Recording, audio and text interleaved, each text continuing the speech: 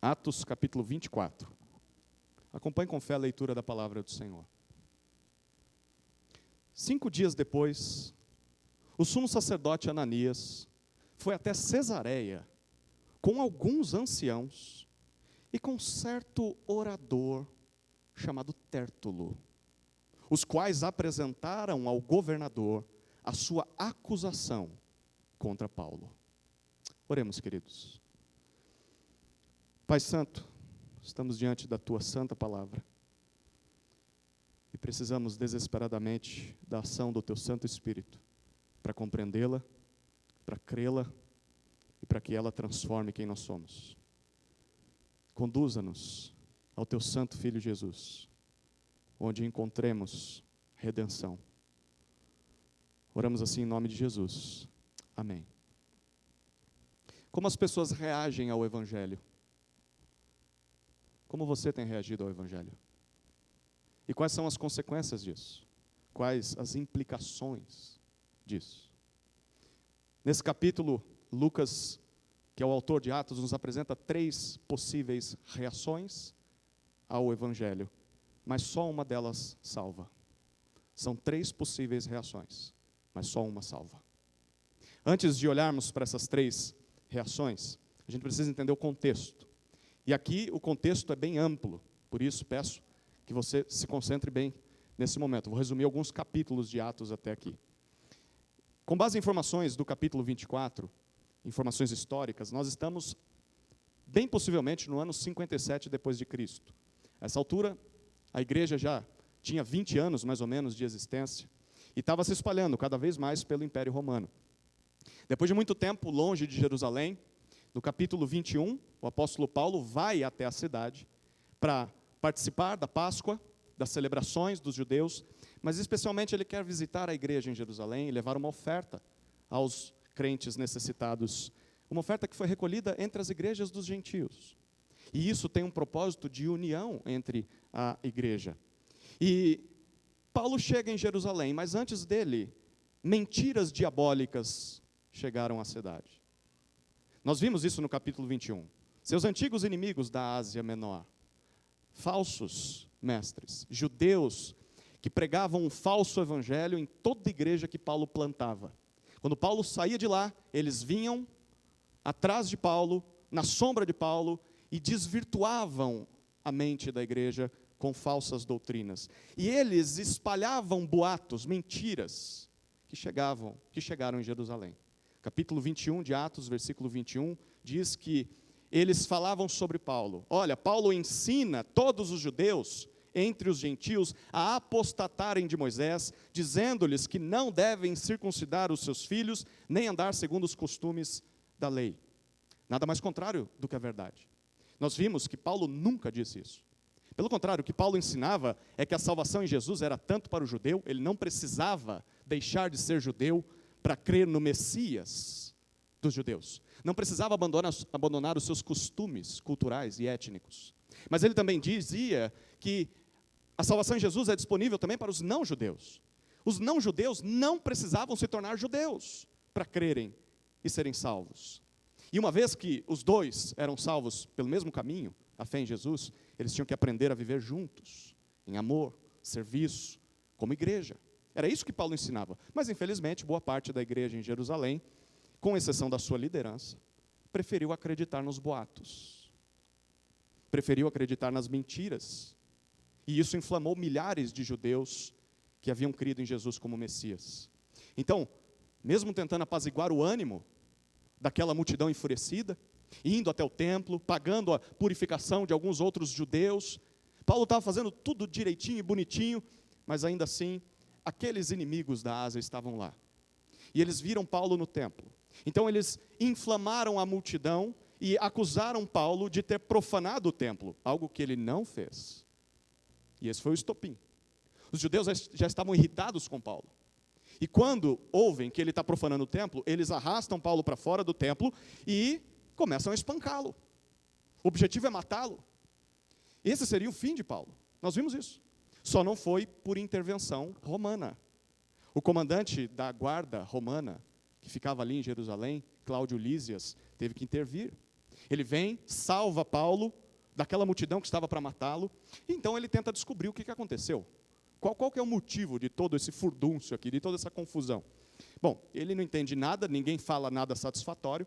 Paulo pede a palavra, aproveita e prega o evangelho para aquela multidão, que agora fica com mais raiva ainda dele, e então Paulo é recolhido com dificuldade, porque a multidão queria matá-lo, para a fortaleza Antônia. E lá dentro, ele seria torturado. Ele só não foi torturado para que se descobrissem a verdade, porque ele revelou que era cidadão romano. E aí tudo mudou. Porque um cidadão romano não deveria e nem poderia ser tratado dessa maneira.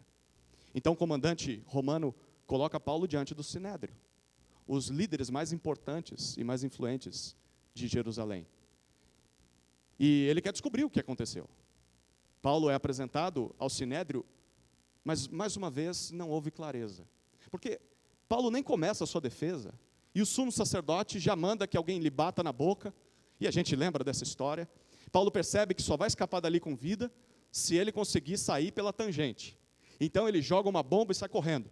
Ele fala, estou aqui por causa da ressurreição dos mortos. E aí o Sinédrio era dividido entre gente que acreditava na ressurreição, os fariseus, e gente que não acreditava, os saduceus. E aí começa uma briga aí, gente defendendo Paulo e gente querendo matar Paulo. Mais uma vez, o comandante tem que tirar Paulo dali para não ser despedaçado. E recolhe Paulo à prisão. É nesse momento que no dia seguinte, na noite seguinte, Jesus lhe aparece na cela. Capítulo 23 de Atos, versículo 11. Jesus diz para Paulo, coragem, coragem. Paulo provavelmente estava imaginando que morreria. Coragem, pois assim como você deu testemunho a meu respeito em Jerusalém, é necessário que você testemunhe também em Roma. E é isso que vai acontecer com Paulo até o final do livro, e é o que nós temos visto. Paulo não morrerá, pelo menos até o final do livro. Não morrerá nas mãos dos judeus, não morrerá nas mãos de Roma, não morrerá em naufrágio, não morrerá se uma serpente o picar, ele não morrerá, ele chegará vivo em Roma. E ali vai testemunhar de Jesus perante as autoridades romanas. E quem sabe, talvez até perante César. Mas, é claro que isso não vai acontecer sem muito sofrimento. Sem prisão, sem açoites, sem males. Mas tudo isso é cumprimento daquilo que Jesus já tinha prometido para ele. No dia em que o salvou e o vocacionou para o ministério apostólico, você se lembra, no capítulo 9 de Atos, versículos 15 e 16, Jesus disse sobre Paulo, este é para mim um instrumento para levar o meu nome diante dos gentios e reis, bem como diante dos filhos de Israel, pois eu mesmo vou mostrar a ele o quanto deve sofrer pelo meu nome. Jesus já tinha prometido que isso aconteceria. E é por isso que Paulo encarava essas coisas de forma muito consciente. No capítulo 20, versículos 23 e 24, discursando aos presbíteros de Éfeso, Paulo diz, o Espírito Santo, de cidade em cidade, me assegura que prisões e sofrimentos estão à minha espera. Porém, em nada considero a minha vida preciosa para mim mesmo, desde que eu complete a minha carreira e o ministério que recebi do Senhor Jesus para testemunhar o evangelho da graça de Deus. Paulo sabia qual era a sua missão. Muito bem. Então, depois de Jesus assegurar a Paulo que ele chegaria vivo em Roma, apesar das prisões, a promessa de Jesus foi testada imediatamente. Atos, capítulo 23, nos mostra que os judeus prepararam uma emboscada, tentaram enganar o comandante da guarda para assassinar o apóstolo Paulo. Mas a gente viu como Deus usou um jovem improvável, um sobrinho de Paulo que aparece na história e depois nunca mais volta a aparecer. Ele descobre da trama, leva para Paulo, Paulo leva essa informação até o comandante da guarda, que então ordena que Paulo fosse transportado às pressas de Jerusalém até Cesareia. Cesareia é um local mais seguro, a capital romana ali naquela região. E nós vimos que foi uma enorme proteção, uma comitiva de quase metade da guarnição de toda a guarda romana em Jerusalém. E foi aí que nós paramos na história.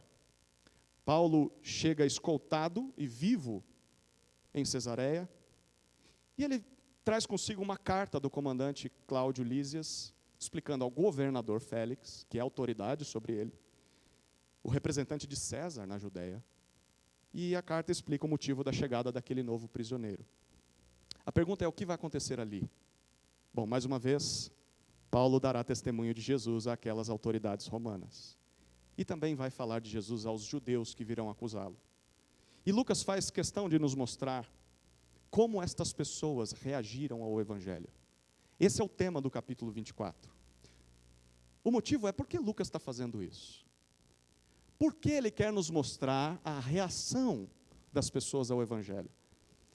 A resposta é que parece que Lucas está nos mostrando que, apesar de que é Paulo quem está preso, Paulo é quem está sendo julgado por judeus e por Roma, Paulo está sentado no banco dos réus, na verdade, na perspectiva divina, são os seus ouvintes quem estão presos. São os seus ouvintes que estão presos em sua própria cegueira, em seus próprios pecados, e são eles quem estão sendo julgados pelo Evangelho que Paulo pregava. Lucas está invertendo o cenário. Na verdade, são os judeus e os romanos que estão no banco dos réus. Paulo, como apóstolo, representa Jesus na terra. E as suas palavras representam as palavras de Deus. Ele anuncia o Evangelho. E ao rejeitarem, ao desprezarem Paulo e a sua pregação, estes homens estão rejeitando o Rei dos Reis, o Senhor dos Senhores. E isso é muito grave. Isso custará suas almas. É isso que Lucas quer nos contar no capítulo 24. E ele quer provocar esse tipo de reação em seus leitores. Em Teófilo, que era um alto oficial romano que está recebendo esse livro, mas em todos os crentes e todos os não crentes na história que teriam contato com o seu livro. Lucas quer que o leitor desse texto saiba: foi assim que estes homens reagiram a Paulo e ao Evangelho. Mas e quanto a você? E você? Como você tem reagido ao Evangelho? E quais as consequências dessas suas reações? Pois aqui estão 3 reações possíveis ao Evangelho, mas só uma delas salva. Só uma. A primeira reação possível ao Evangelho é a rejeição. Rejeição. Versículos 1 a 9 vão nos mostrar isso. Então peço que você acompanhe a leitura, Atos capítulo 24, versículos 1 a 9.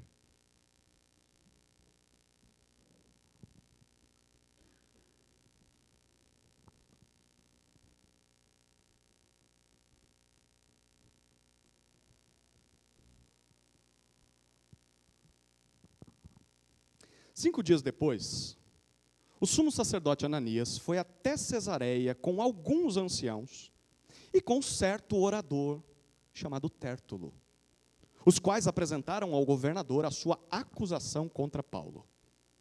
Depois que Paulo foi chamado, Tértulo passou a acusá-lo, dizendo: Excelentíssimo Félix, tendo nós desfrutado de paz perene por meio do Senhor, e tendo sido feitas por seu providente cuidado notáveis reformas em benefício deste povo, sempre e em todos os lugares, reconhecemos isto com profunda gratidão.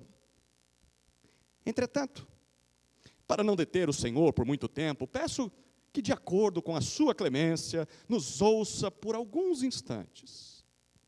Porque tendo nós verificado que este homem é uma peste, e promove desordens entre os judeus do mundo inteiro, sendo também o principal agitador da seita dos nazarenos, o qual também tentou profanar o templo, nós o prendemos, com o intuito de julgá-lo, segundo a nossa lei.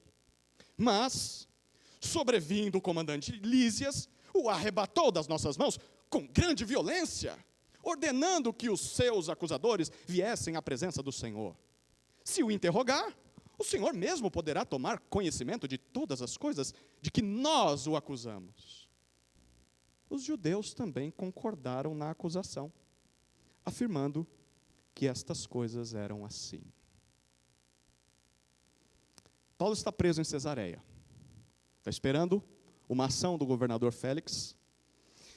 Nós vimos no trecho anterior, no final do capítulo 23, que Félix tentou se isentar desse julgamento, mas descobriu que Paulo fazia parte de sua jurisdição.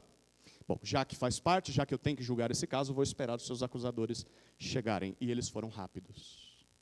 O versículo 1 nos diz que 5 dias depois, era o tempo normal, com pressa, para se chegar de Jerusalém até Cesareia. Chega uma comitiva de Jerusalém. E essa comitiva quer apresentar ao governador Félix a sua acusação contra Paulo.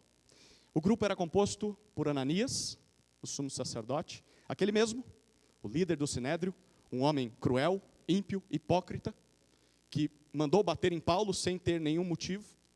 Ele, o texto diz, alguns anciãos, uma parte do Sinédrio, é bem possível que seja uma parte dos fariseus, pelo teor do capítulo, uma parte do Sinédrio, anciãos que estão ali, junto com Ananias, e o texto termina dizendo no versículo 1, certo orador, chamado Tértulo. Esse aqui é novidade. Os outros a gente já viu, mas este não. Um orador, naquela época, era uma espécie de advogado contratado, tanto para acusar alguém, quanto para defender alguém num tribunal romano. A palavra orador vem do termo grego rhetor, de onde nós traduzimos retórica. Então, Tértulo é um retórico. Ele é um especialista em discurso, treinado em palavras, especialista em convencimento. De fato, os judeus estão decididos a condenar Paulo diante de César. Bom, Paulo é chamado, o versículo 2 diz isso, a audiência é iniciada, e Tértulo começa a sua acusação profissional. E essa acusação é feita em 3 partes. Lucas resume ela para a gente, porque deu para ler aqui em menos de 1 minuto. Certamente você não pagaria para um retor falar um discurso de 1 minuto, né? Então, Lucas condensou, pegou os pontos principais do seu discurso. 3 partes. A primeira parte é bajulação. É assim que ele começa o seu discurso. Versículos 2 e 3 mostram isso para nós. Tértulo começa chamando Félix de excelentíssimo. Excelentíssimo é o título formal de um governador. O mais nobre, o poderoso, o mais ilustre de todos. Então ele passa a lembrar os nobres feitos de Félix em favor dos judeus. Ele diz, nós os judeus somos sempre gratos, em todos os lugares, pela paz que o Senhor conquistou para nós, pelas benfeitorias que Vossa Excelência fez em favor de nosso povo.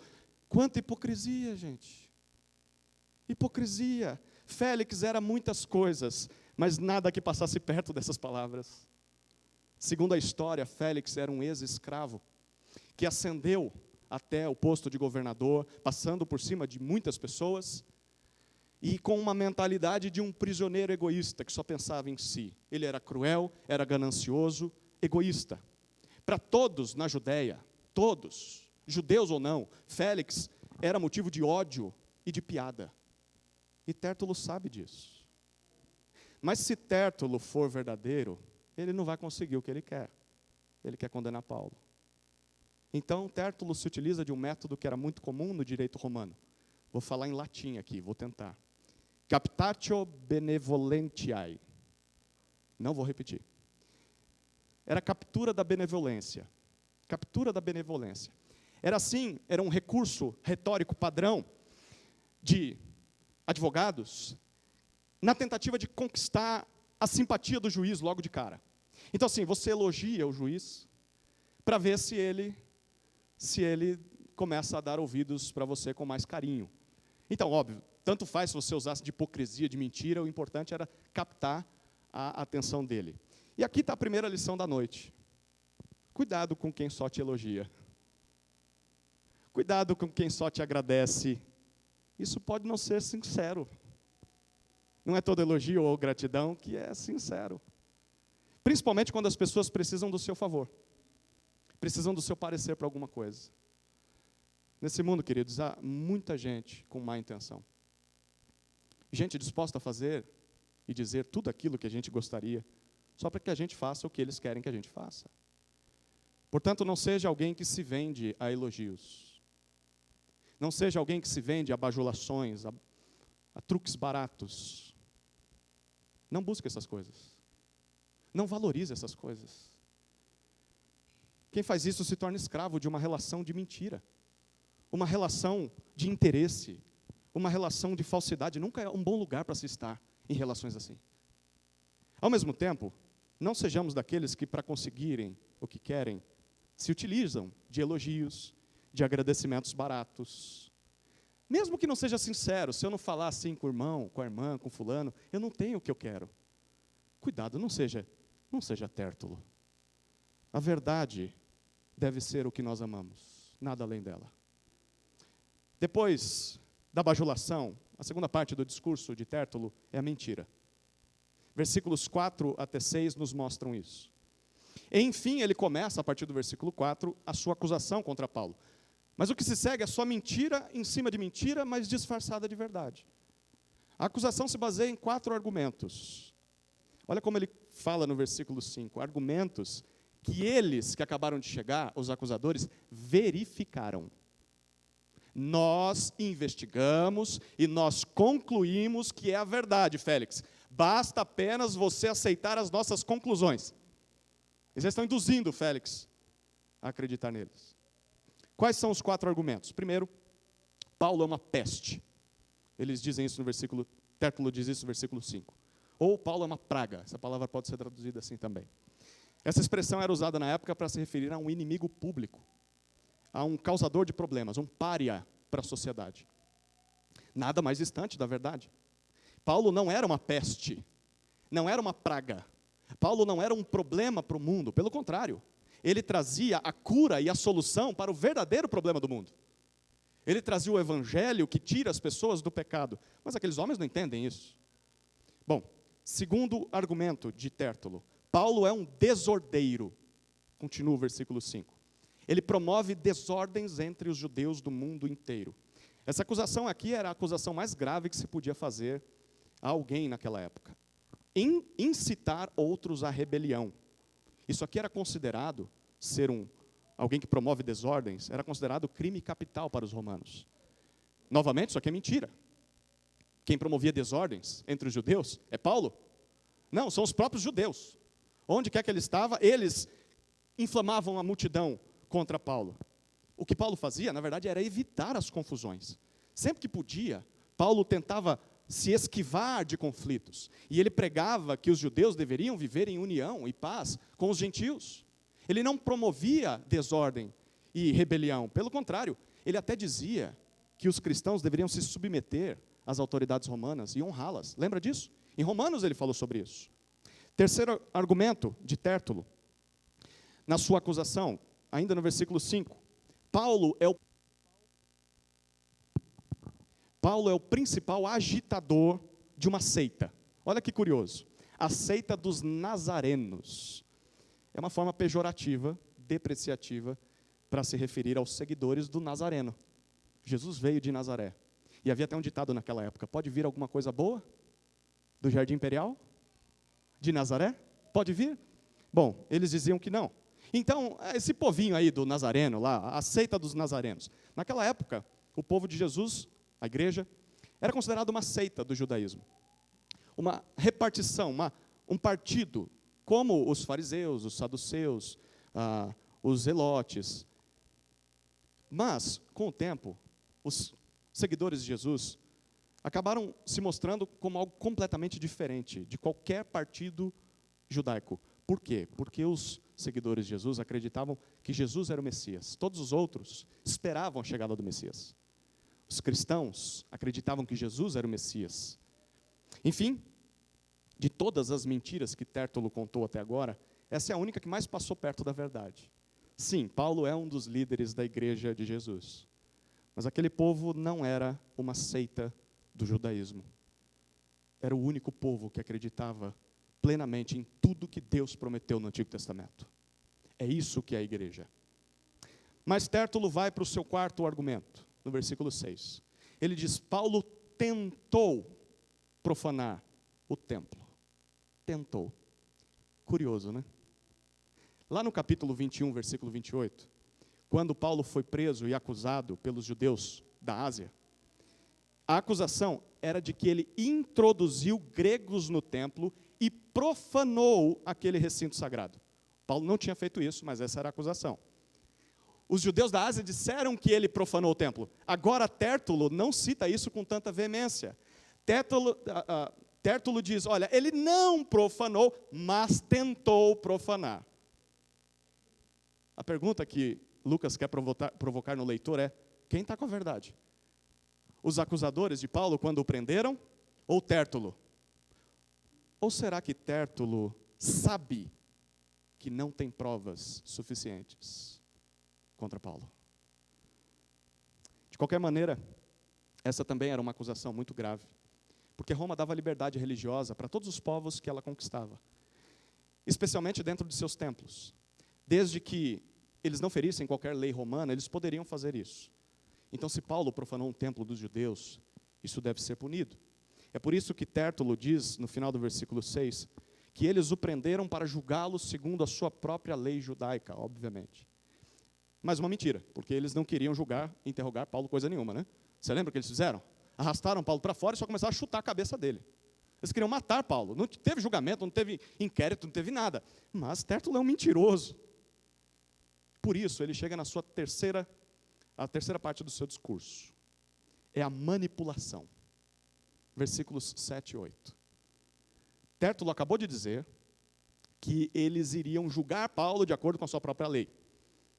O que ele está querendo dizer é o seguinte, nós queríamos ter resolvido esse problema sem envolver os romanos, sem ter atrapalhado a vida de vocês.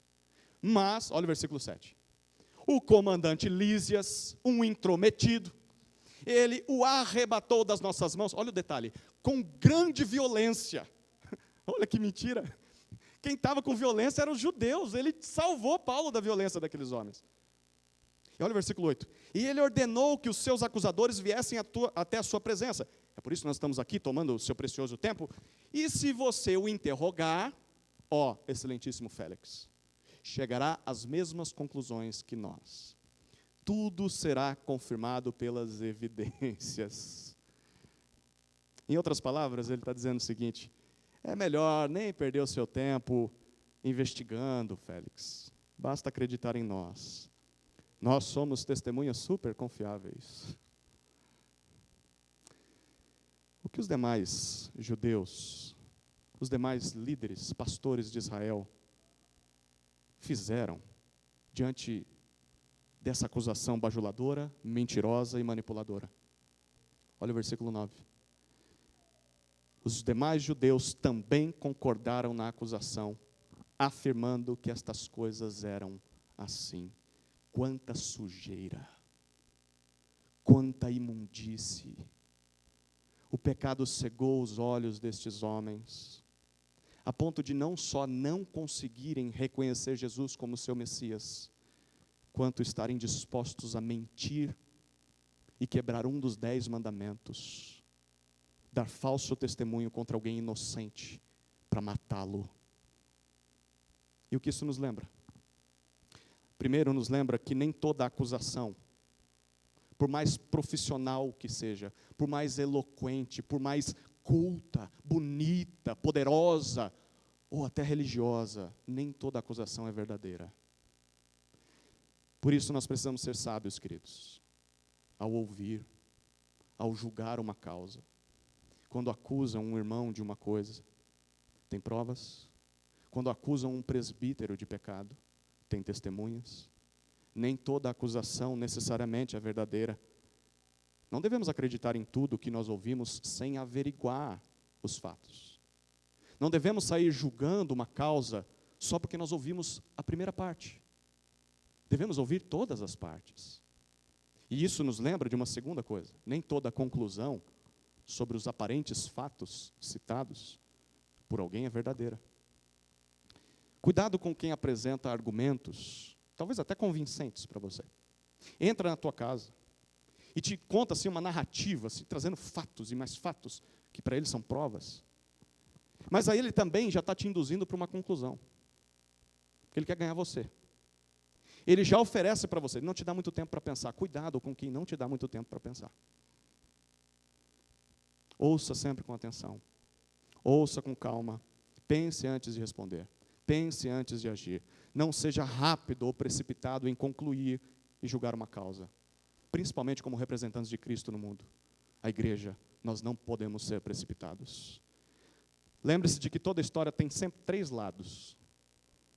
Toda história tem sempre 3 lados. O de uma pessoa, a primeira versão, o da segunda pessoa, a segunda versão, e o de Deus, que viu tudo.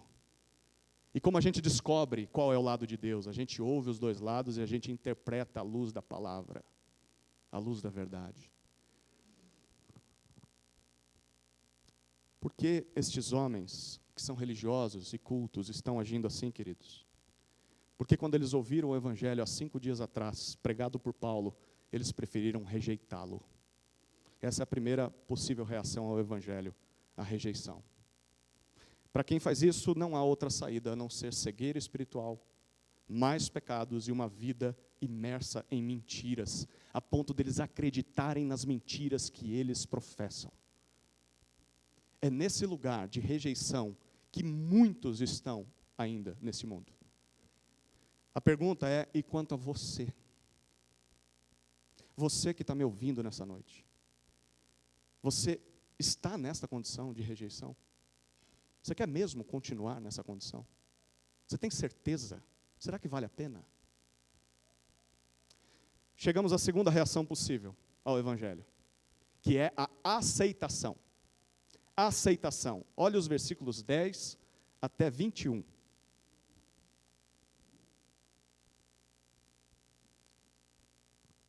Quando o governador fez sinal para que Paulo falasse, ele disse: sabendo que há muitos anos o Senhor é juiz desta nação, sinto-me à vontade para me defender. O Senhor mesmo pode verificar que não se passaram mais de 12 dias desde que fui a Jerusalém para adorar a Deus, e que não me acharam no templo discutindo com ninguém, nem agitando o povo, fosse nas sinagogas ou na cidade. Nem podem provar diante do Senhor as acusações que agora fazem contra mim. Porém, confesso ao Senhor que segundo o caminho, a que chamam de seita, assim eu sirvo ao Deus de nossos pais, acreditando em todas as coisas que concordam com a lei e os escritos dos profetas, tendo esperança em Deus, como também estes a têm, de que haverá ressurreição, tanto de justos como de injustos. Por isso, também me esforço por ter sempre uma consciência pura diante de Deus e dos homens. Depois de anos, vim trazer donativos para o meu povo e também fazer ofertas. E foi nesta prática que alguns judeus da província da Ásia me encontraram, já purificado no templo, sem ajuntamento de povo e sem tumulto, os quais deviam comparecer diante do Senhor e fazer as acusações se tivessem alguma coisa contra mim. Ou então que estes homens que estão aqui digam que crime acharam em mim, por ocasião do meu comparecimento diante do Sinédrio. Salvo estas palavras que clamei, estando entre eles. Hoje estou sendo julgado por vocês por causa da ressurreição dos mortos. Apesar de ser ímpio, Félix sabe que a sua posição de juiz exige que ele ouça as 2 partes, principalmente por causa do direito romano a um cidadão romano. Então ele faz sinal para Paulo, permitindo a sua defesa, que também é resumida a seguir. Paulo provavelmente falou mais do que isso. E Lucas nos divide a defesa de Paulo em 4 partes. A primeira é uma introdução, versículo 10. Paulo também é conhecedor do direito romano. Paulo também foi bem treinado para agir como um advogado, um orador, um rétor. Ele faz a mesma coisa que Tértulo. Ele se utiliza, vou falar de novo, da captatio benevolentiae. Melhorou, né? Mas ele não bajula Félix.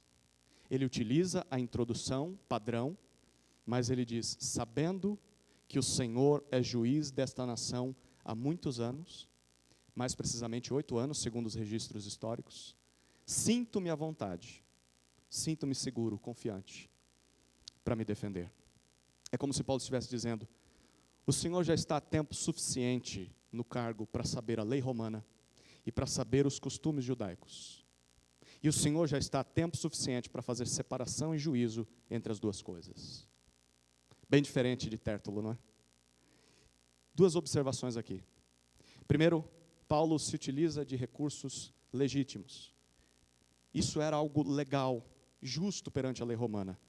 E ele faz isso para se defender. Mas ele não se aproveita da situação para bajular, para mentir ou para manipular o seu ouvinte, como Tértulo fez. Queridos, não há nada de errado em utilizarmos dos nossos direitos civis para nos defender. Ou para reivindicar direitos legais. Não há nada de errado nisso. Desde que sejam morais. Direitos éticos, falando, em termos assim. E desde que sejam usados corretamente, sem intenções obscuras ou malignas por trás. Mas tem uma segunda observação. Em momento nenhum, Paulo abre mão de seus direitos como cidadão romano. Sim, Paulo sabe que Roma está corrompida. Roma não passa de um governo humano. Só Jesus é o verdadeiro juiz. Só Jesus é o verdadeiro Senhor do mundo. Só Jesus é capaz de julgar todas as causas com justiça. Paulo sabe disso, ele não é ingênuo. Mas Paulo também reconhece que quem estabeleceu autoridades humanas para executar pelo menos parte do seu juízo foi Deus. Deus estabeleceu as autoridades para que elas colocassem pelo menos um pouco de ordem na sociedade. E nós não devemos ignorar essas autoridades. Por isso, não há desespero em Paulo. Paulo sabe que está do lado da verdade, mesmo diante de acusações injustas, de um mundo injusto. Sim, as autoridades humanas podem errar, e elas vão errar. E quando elas fizerem isso, prestarão contas diante de Deus. Mas e quanto a nós? Qual é o nosso papel diante delas? Falar, não, eles não prestam, nós não queremos saber do Estado, não vamos nos submeter, não vamos respeitar as autoridades. Paulo, em momento nenhum, fez isso. O nosso papel é não ignorá-las, não desprezá-las, mas nos submetermos e utilizá-las para o bem, em forma de obediência a Deus. Orar pelas autoridades, desde que elas não nos obriguem a pecar, ou nos levem a desobedecer o Senhor. Se elas não estão fazendo isso, submeta-se. Paulo mesmo não só escreveu sobre isso, mas está exemplificando para nós isso. A segunda parte do discurso de Paulo, de defesa, é a verdade. Ele faz uma introdução e agora ele apresenta a verdade. Versículos 11 a 13. É um claro contraste com Tértulo. E agora Paulo dá a sua versão do ocorrido no templo dias atrás. Versículo 11. Diferente de tudo que aquele mentiroso disse, Paulo diz, há algo que o Senhor mesmo, Félix, pode comprovar. Eu não estou falando só acreditar nas minhas evidências. O Senhor, se for vasculhar, vai descobrir. Tem provas, está cheio de evidências. Não se passaram mais de 12 dias em que fui a Jerusalém para fazer revolta, eu fui para cultuar a Deus. Interessante. Se Paulo é, como Tértulo disse, uma peste, um desordeiro, o inimigo público número 1, um revolucionário terrorista, será que Paulo teve tempo hábil para organizar uma revolta contra Roma em menos de 12 dias, dos quais ele esteve preso mais da metade? Era muito pouco tempo para tramar algo dessa magnitude. E é isso que Paulo está dizendo, não faz nenhum sentido isso aí. Além disso, versículo 12, ninguém me achou discutindo ou agitando o povo, seja na sinagoga, seja na cidade. Versículo 13, tem mais. Estes que estão aqui não são capazes de provar as acusações que fizeram diante do Senhor. Por mais convincentes que sejam as palavras deles, não conseguem provar nada. Queridos, quem gostaria de estar no lugar de Félix agora? Ser juiz nesse mundo não é fácil. E a gente tem um micromundo dentro de casa, né? Ser pai e mãe e julgar entre causas de irmãos já é difícil dentro de uma casa. Imagina em uma igreja. Imagina em uma sociedade. De um lado você tem líderes judeus importantes e um orador profissional acusando Paulo de coisas terríveis. Se isso chega nos ouvidos de César, meu Jesus. Por outro lado, você tem um simples judeu, mas de cidadania romana, que é muito capaz em sua oratória e que está alegando inocência com provas. Quem está com a verdade? Lucas tem nos revelado isso já há um bom tempo. Quem está com a verdade é aquele que carrega consigo a verdade do Evangelho. Mas apesar de tudo isso, estando com a verdade em mãos, Paulo ainda sofre calúnias, falsas acusações e mentiras. A pergunta é: por que nós nos surpreenderíamos quando coisas desse tipo nos acontecem? Nós não deveríamos ser pegos de surpresa, queridos. Se aconteceu com Paulo, se aconteceu com Jesus, por que não aconteceria conosco? Eu estou do lado da verdade, eu não fiz nada de errado. Ainda assim vem acusações, falsas acusações, mentiras, injustiças. Acontece. Agora, o que nos compete é fazer como Paulo e como Jesus. Já que essas coisas acontecem, não sejamos aqueles que dão motivos para falsas acusações. Que o nosso testemunho seja irrepreensível. Porque se o mundo já odeia seguidor de Jesus, o mundo já acusa falsamente os crentes, mesmo que eles estejam do lado da verdade e da justiça, imagine se o mundo tiver motivos. Imagine se a sua vida for torta no seu trabalho, se o seu testemunho for ímpio dentro de casa. O mundo vai ter motivos para envergonhar a sua vida e envergonhar o Evangelho. Queridos, que Deus nos livre do mau testemunho perante a sociedade. Terceira parte do discurso de Paulo, da defesa dele, é uma confissão.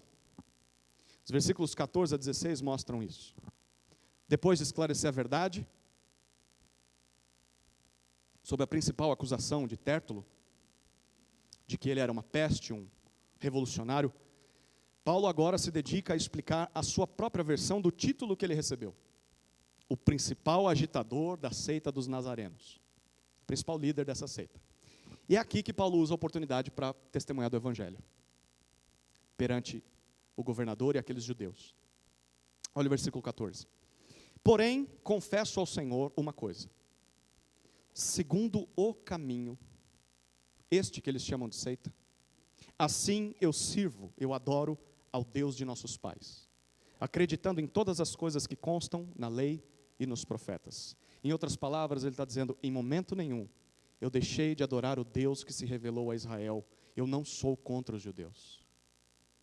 Tudo o que eu faço, tudo o que eu creio, se baseia nas promessas do Antigo Testamento. Se baseia na lei. Se baseia nos profetas. E sabe qual é o nome disso? Ó Félix. O caminho. O caminho. É assim que os próprios seguidores de Jesus identificavam a si mesmos. Nós não somos uma seita. Nós não somos só mais uma denominação. Nós não somos uma divisão dentro do judaísmo. Nós somos o caminho. E é assim que nós devemos nos enxergar, queridos. Em todas as épocas, é assim que a igreja deve se ver. Isso nos leva a duas conclusões muito importantes. A primeira é que crer e seguir a Jesus é o único caminho que nos conduz até Deus. O único. Não existe outra forma de servir a Deus. Não existe outra forma de adorar a Deus, senão por meio de Jesus. Logo, todas as outras seitas ou facções do judaísmo, ou todos os outros sistemas religiosos, sacrificiais deste mundo, não passam de ilusão. Eles podem parecer bonitos, podem parecer históricos, podem parecer mais santos do que uma igreja como essa, mas eles estão errados, por mais sinceras que as pessoas sejam, por mais bem intencionadas que elas sejam, todas as religiões estão erradas. Bom, talvez agora, isso pode ter parecido ofensivo e exclusivista. E eu sei que a sua mentalidade, a nossa mentalidade secular, dá um passo para trás e diz, eu até acredito nisso, mas não fala alto não, pastor. Não fala alto não, vai arranjar problema, isso vai para o YouTube. Se eu falar isso lá na minha escola, no meu trabalho, eu posso sair preso de lá. Isso é muito ofensivo. Eu acho que é bom a gente não usar essa linguajar. Bom, é exatamente o que o próprio Jesus afirmou. João 14:6, Jesus disse, eu sou o único caminho. Eu sou a única verdade. Eu sou a única vida. Ninguém vem ao Pai a não ser por mim. Posso ouvir um aleluia? Um amém? É isso que o Evangelho afirma. E é por isso que o Evangelho ofende pecadores que não querem se render a Cristo. Só Jesus é o caminho para a vida eterna. Só Jesus é o caminho para Deus. Não há outro meio para nos achegarmos a Ele. Sem reconhecer isso, ninguém será salvo de seus pecados. A pergunta é: você já reconheceu essa verdade? Tem uma segunda conclusão sobre o caminho. É que crer e seguir a Jesus significa estar no caminho que leva para Deus. É andar, é conduzir a sua vida por um caminho diferente do caminho desse mundo. Seguir a Jesus é uma jornada de negação do pecado, de morte do eu e de busca pela santidade. Ser como Jesus. É por isso que o autor de Hebreus, quando está no final da sua carta, no capítulo 12, versículo 14, diz: procurem viver em paz com todos e busquem a santificação, sem a qual ninguém verá o Senhor. Sem santificação ninguém chegará a Deus. Por isso a marca de alguém que foi salvo e perdoado por Jesus é a busca por ser mais parecido com Jesus a cada dia. Crer e seguir a Jesus significa estar no caminho que leva para Deus. E esse caminho é o caminho da santificação. É o caminho dentro de uma igreja local, de obediência à palavra. Você está neste caminho? Só quem está neste caminho verá a Deus. Versículo 15, Paulo continua e diz que serve ao Deus dos antepassados dos judeus. Ele diz: tendo esperança em Deus, como todos os demais. Por isso que eu falei que eram os fariseus que estavam lá. Os fariseus acreditavam na ressurreição. Ele diz: eu tenho esperança de que haverá ressurreição, tanto de justos como de injustos. Aqui Paulo trata do cerne da esperança do Antigo Testamento e do Evangelho. Ele está citando o profeta Daniel, capítulo 12, evocando a imagem do último dia, o dia do juízo final, o dia em que Deus ressuscitará todos os seres humanos da história, justos e injustos, e os julgará segundo os seus atos. Paulo diz: eu acredito nisso. Qualquer leitor atento do Antigo Testamento reconheceria isso facilmente. Haverá um juízo final. E Paulo não está deixando de crer nisso. Crer em Jesus não significa abandonar essa crença. Pelo contrário, é o cumprimento dela. Nós veremos isso mais à frente. Por isso, Paulo continua no versículo 16. Por isso eu me esforço para ter sempre uma consciência pura, uma sensibilidade moral limpa, irrepreensível diante de Deus e dos homens. Em outras palavras, o fato de eu crer em Jesus como Messias prometido a Israel e viver em função desse Messias, é porque eu não quero estar em falta com Deus. Eu seria louco de reconhecer que Jesus é o Rei de Deus e rejeitá-lo. Seria maluquice. Mas tem mais. É por causa disso que eu busco viver corretamente diante dos homens, mesmo quando eu sou maltratado, mesmo quando eu sou injustiçado, porque eu não quero desonrar o meu Rei diante das pessoas. Que grande exemplo a ser seguido, queridos. Você quer ter uma consciência limpa, pura, diante de Deus? Depois desse sermão, você precisa crer e se submeter a Jesus.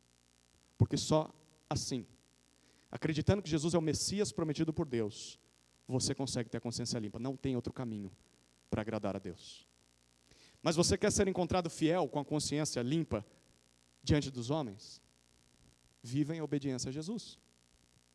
Perante as pessoas, mesmo que os homens te tratem injustamente, mesmo que eles não mereçam o seu bom testemunho. E por que eu faria isso? Porque você ama o justo juiz.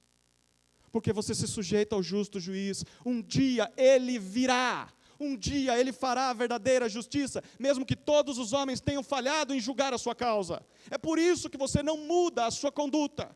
Por isso que você se esforça para ter a consciência limpa diante dos homens. Para não ser julgado no último dia junto com esses homens. Você confia no justo juiz. A quarta parte da defesa de Paulo está nos versículos 17 até 21.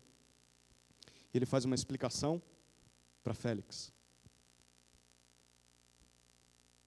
E basicamente, Paulo diz que não tentou e nem profanou o templo, como Tértulo acusou. Olha o versículo 17. Pelo contrário, eu vim trazer oferendas ao meu próprio povo. Eu não deixei de ser judeu.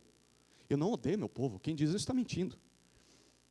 Versículo 18, e foi nesta prática que alguns, não são muitos não, alguns judeus da província da Ásia me encontraram.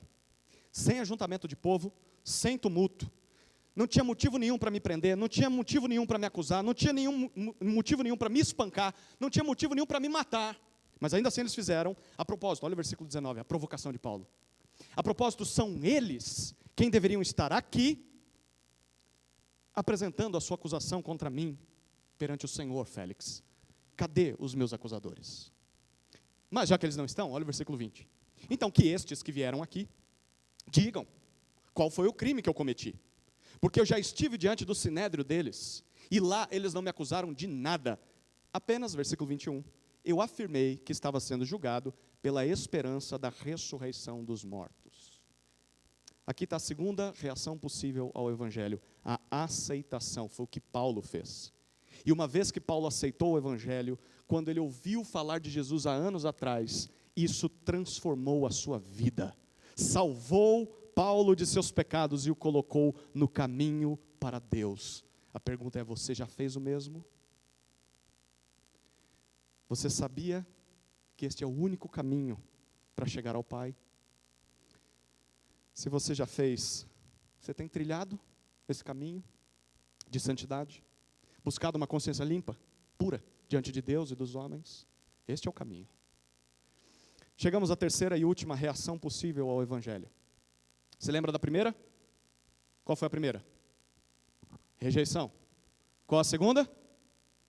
A aceitação. Qual que é a terceira? Interesse. Interesse. Mas apenas interesse. Olha os versículos 22 até 27.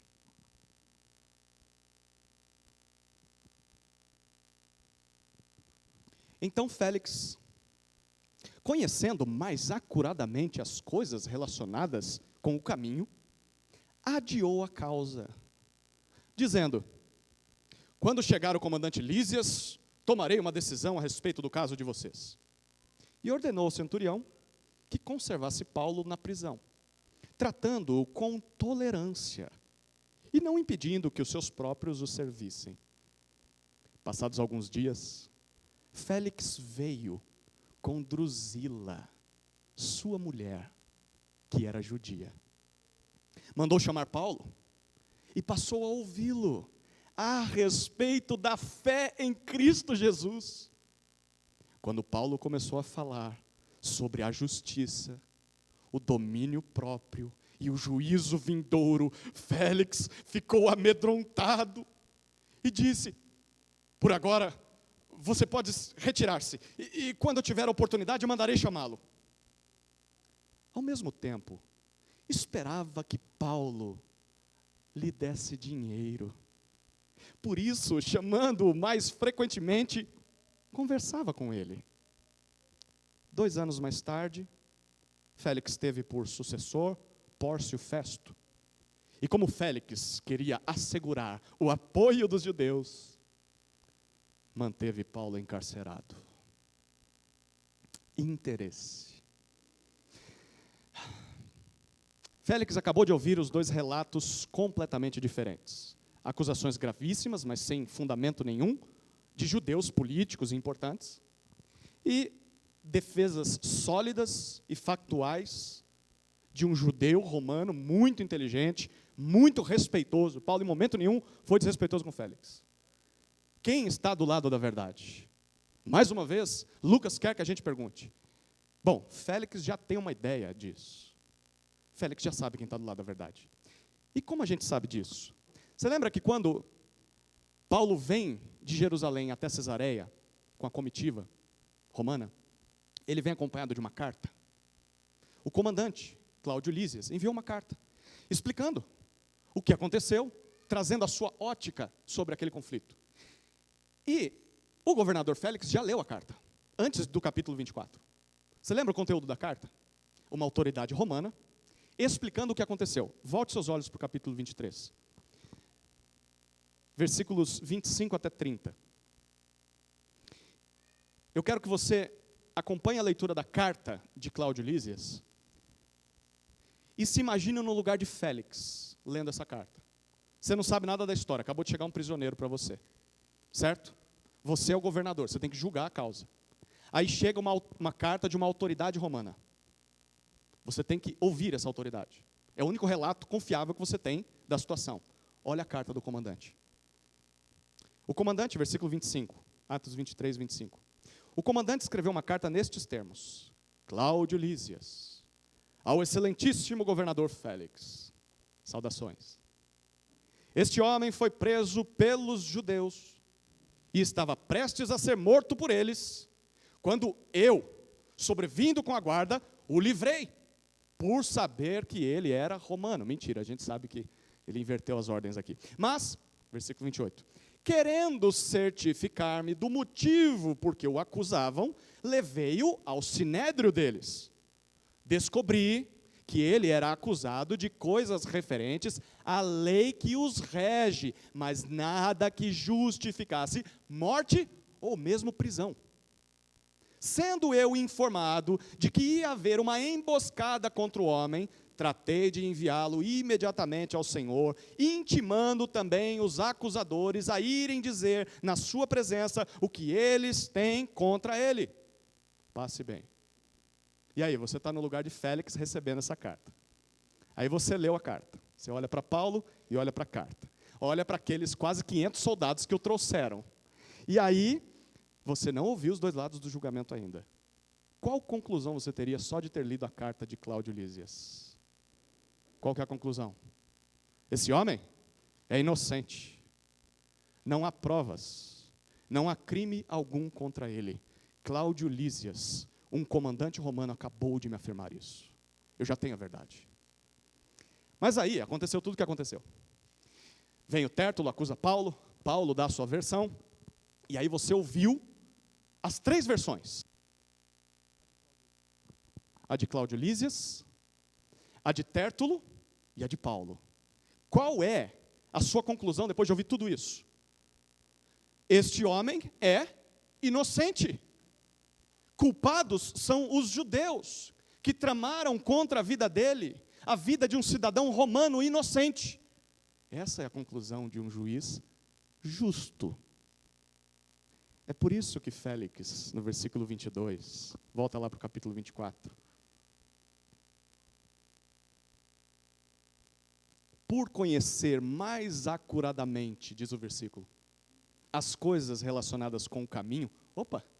O cara conhece sobre o cristianismo, a gente vai descobrir o porquê daqui a pouco. Ele adia a causa, ele arquiva o processo.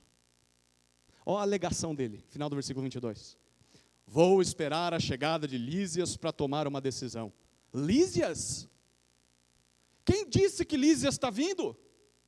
Você já tem o testemunho de Lísias, a carta é Lísias falando. Por que será que Félix fez isso? Félix concluiu, ele é inocente. Não é mais fácil, e não é o mais justo, continuar, ou melhor, acabar com aquele julgamento? Fala, gente, não tem fundamento nenhum, eu vou soltar esse homem. Não tem fundamento legal essa prisão. Não tem acusação nenhuma. Por quê? Cláudio Lísias, ou melhor, Félix, vai continuar mantendo o inocente preso. Ele está gastando recurso do império. Ele está gastando tempo daquele processo judicial romano. Isso não faz sentido. Bom, não faz. A menos que Félix tenha interesses obscuros, secundários, por trás dessa decisão. Olha o versículo 23. Félix manda Paulo ser conservado na prisão, mas agora um tratamento mais tolerante. Ele tem certa liberdade, a ponto das pessoas poderem visitá-lo, para servi-lo. Enfim, depois de toda essa bagunça, é que os amigos de Paulo poderão vê-lo. E eles fizeram a viagem. Paulo está cheio de feridas, lembra disso? Há 12 dias atrás foi espancado. Talvez é só agora que Lucas, o autor do livro, o médico, vai poder cuidar das feridas de Paulo. Talvez só agora vão trazer vestimentas para Paulo, vão trazer mantimentos para ele, porque o Império Romano não fornecia bolsa presidiário. Se você não tem ninguém para te servir, você vai morrer de fome na cadeia. O texto traz alívio para a gente, não traz? Mas assim, apesar desses alívios momentâneos, Paulo vai continuar preso. A pergunta é por quê? Por que Deus permitiu uma injustiça dessas com o seu maior apóstolo? Paulo já não provou a sua inocência. Por que Deus vai manter Paulo numa cela? A resposta, queridos, que Lucas está mostrando para nós, é que por motivos soberanos, que muitos de nós não concordaríamos e não compreenderíamos se estivéssemos no lugar de Paulo. Por motivos soberanos, Deus tinha um plano maior para a prisão de Paulo. Deus vai fazer com que Paulo testemunhe o evangelho a governadores e reis, enquanto está preso, e vai levá-lo até Roma para anunciar o evangelho da capital do império. Sem estas cadeias, sem essa prisão, Paulo nunca teria conseguido fazer essas duas coisas. Nunca teria pregado para reis e nunca teria chegado em Roma, porque os judeus o matariam na primeira oportunidade. Foi assim que fizeram com Jesus. Fariam o mesmo com Paulo. Queridos, o mesmo continua acontecendo com cada um de nós hoje. Por motivos soberanos, que nós podemos até discordar, não compreender, Deus tem um plano maior para o nosso sofrimento. Deus tem um plano maior para as nossas privações.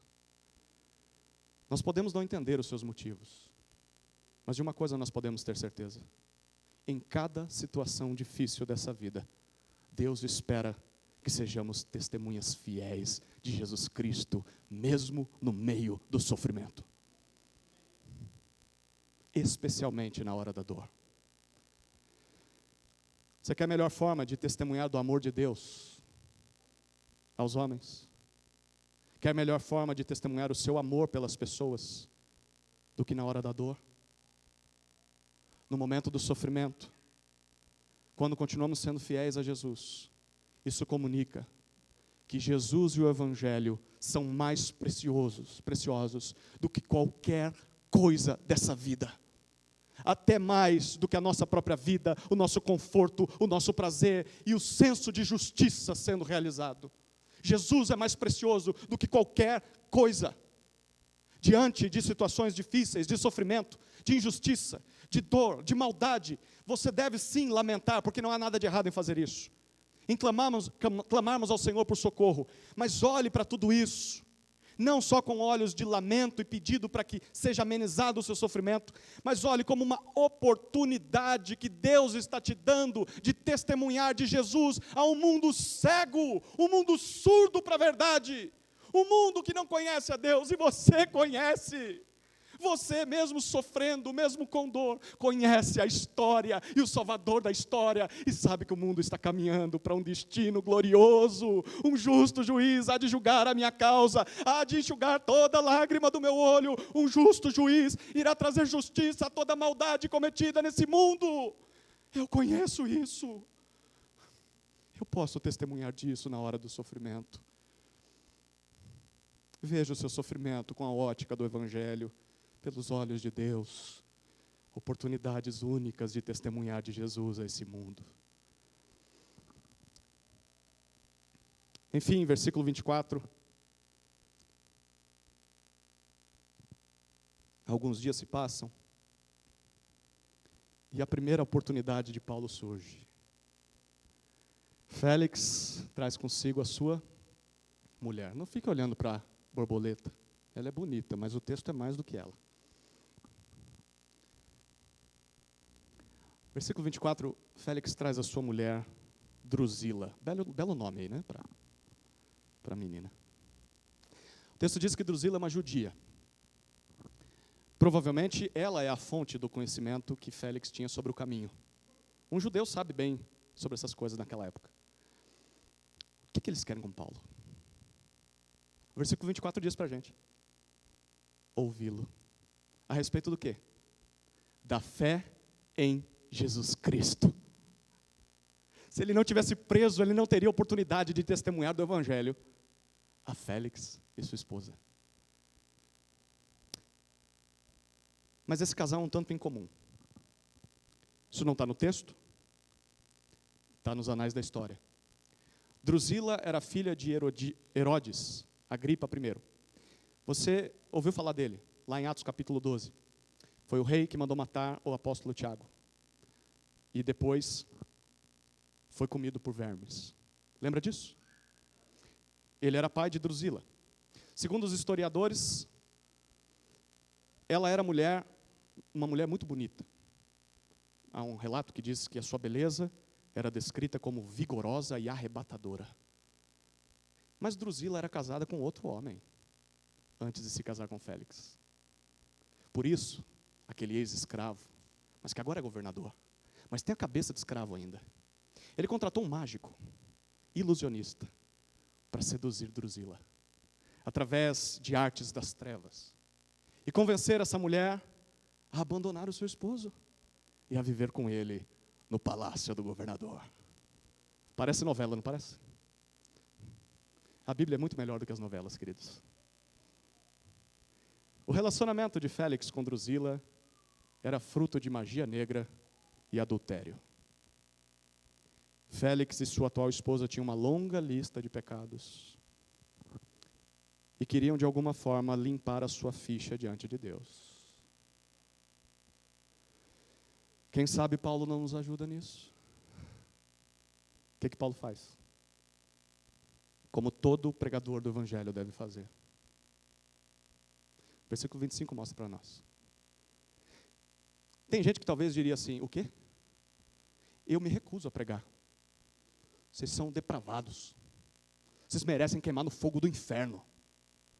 Eu não vou pregar para pessoas depravadas. Tem gente dizendo isso hoje. Gente que não merece ouvir o Evangelho porque é muito depravado.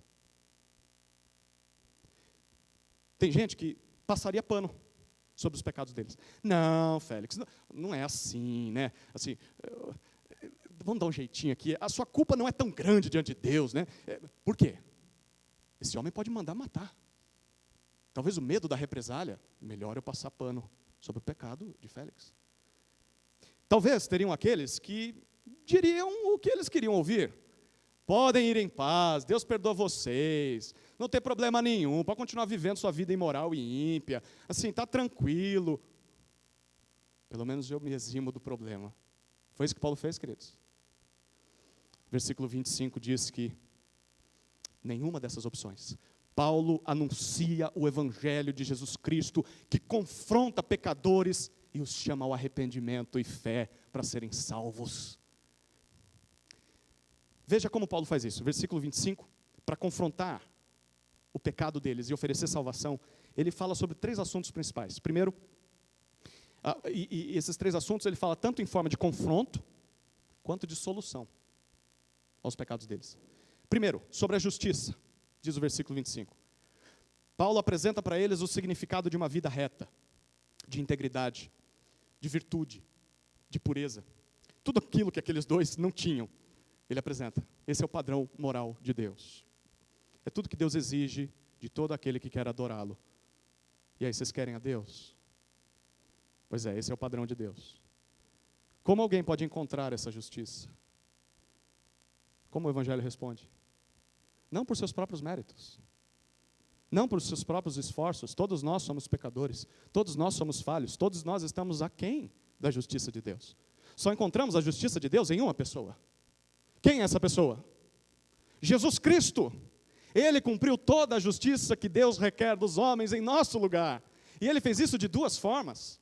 Vivendo uma vida de perfeita justiça em nosso lugar, em completa obediência à lei de Deus, mas também, em segundo lugar, assumindo sobre si o castigo que a nossa injustiça merecia, pagando pelos nossos pecados diante de Deus.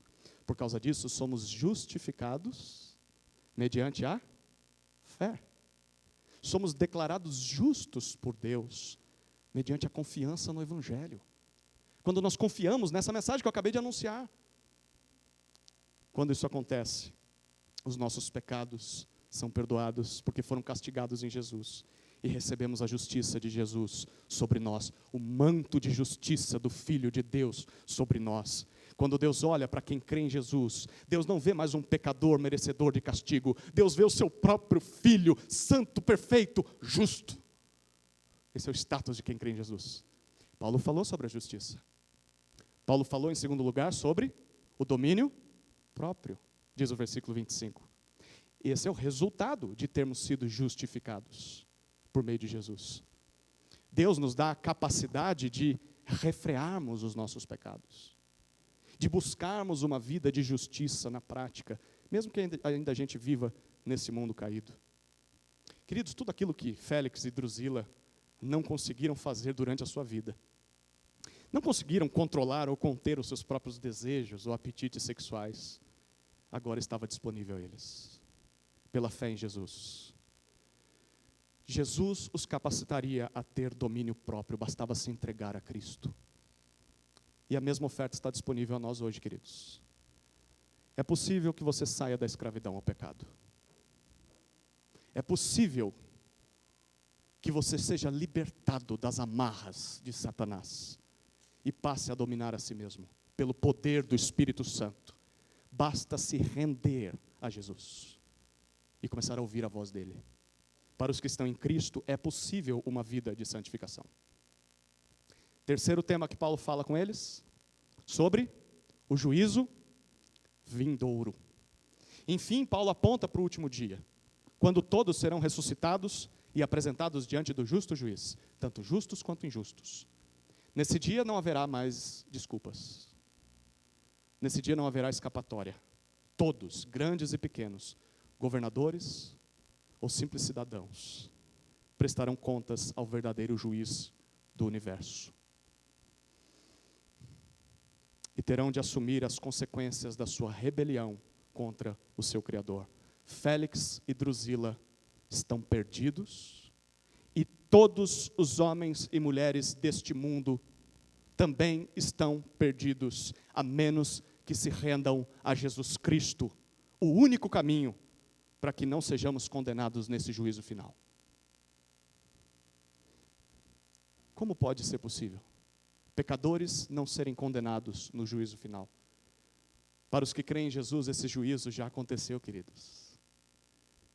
O juízo final já foi antecipado há 2000 anos atrás, na cruz do Calvário. Naquela cruz, Deus já desferiu todo o castigo que os nossos pecados mereciam. Por isso, como o Rafael citou no sermão de domingo passado, Romanos 8:1, já não existe mais nenhuma condenação para os que estão em Cristo Jesus. Por causa da morte de Jesus, nós não precisamos mais temer o juízo vindouro, porque nós já fomos absolvidos desse juízo, de uma vez por todas, de toda a condenação do pecado. A pergunta é, você tem essa confiança? Você crê nisso? Você quer ter essa confiança de não temer o dia do juízo final? Então se arrependa dos seus pecados, creia em Jesus, faça aquilo que Félix e Drusila não fizeram. Infelizmente, o versículo 25 diz que ao ouvir sobre tudo o que Paulo acabou de falar, Félix ficou amedrontado, aterrorizado. E Félix preferiu se livrar do pregador. Para de falar, eu não quero mais ouvir. Pode ir embora, Paulo. Outra oportunidade eu te ouço. Chega por hoje. Por favor, pare de pregar aos meus ouvidos essas verdades. Queridos, que cena triste, não?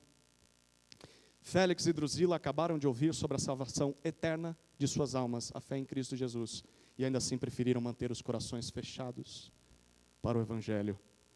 Quem garante que eles teriam outra oportunidade? Quem garante que, se essa oportunidade viesse, eles seriam capazes de crer? Não faça o mesmo que eles. Quem garante que você terá outra oportunidade? Aproveite cada oportunidade que você tem de ouvir o Evangelho e creia no Evangelho. Não deixe para amanhã, porque você não sabe se o amanhã existirá. Hoje é o dia da salvação. Arrependa-se e creia hoje.